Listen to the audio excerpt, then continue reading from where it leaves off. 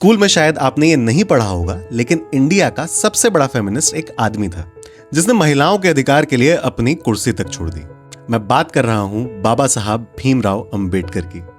आप 1940s या 50s का भारत इमेजिन करो। ज्यादातर महिलाओं के पास प्रॉपर्टी का कोई क्लेम नहीं था, इजी डाइवोर्स का कोई कॉन्सेप्ट ही नहीं था, और गार्जियनशिप के केसेस में उनकी बात आखिरी में सुनी जाती थी। यानी बाहर वोट का अधिकार तो मिल चुका था, लेकिन घर के अंदर बराबरी नहीं मिली थी।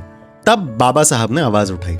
एज अ लॉ मिनिस्टर उन्होंने ड्राफ्ट किया हिंदू कोड बिल, एक ऐसा फ्रेमवर्क जहां हिंदू औरतों को प्रॉपर्टी, डिवोर्स, अडॉप्शन, गार्जियनशिप, हर जगह लीगल इक्वालिटी मिली, जिससे शादी कोई कैद नहीं लेकिन बराबर की हिस्सेदारी बनी। उनका फंडा सिंपल था, बिना संपत्ति के अधिकार के आजादी संभव नहीं।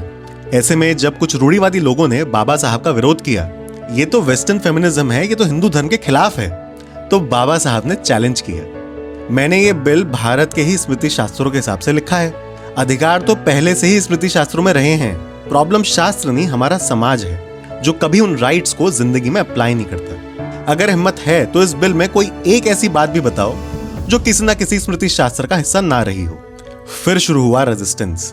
पार्लियामेंट में बिल को 4 साल तक घसीटा गया, क्लॉजेस को डाइल्यूट किया गया, बाद में देखेंगे बोल करके साइडलाइन कर दिया। लेकिन बाबा साहब के लिए ये कोई पॉलिटिक्स नहीं थी, उनके लिए ये भारत की सोशल फ्रीडम का सवाल था। बिल पर हो रही पॉलिटिक्स को देखकर उन्होंने 27 सितंबर 1951 को लॉ मिनिस्टर के पद से रिजाइन कर दिया। उनका रीजन सिर्फ एक था, विमेन्स राइट्स। आज जब कोई भी भारतीय महिला प्रॉपर्टी इनहेरिट करती है, अब्यूसिव शादी से बाहर निकलती है या अपना पार्टनर खुद चूज करती है, तो डायरेक्टली या इनडायरेक्टली वो बाबा साहब की उस लड़ाई की ही जीत है।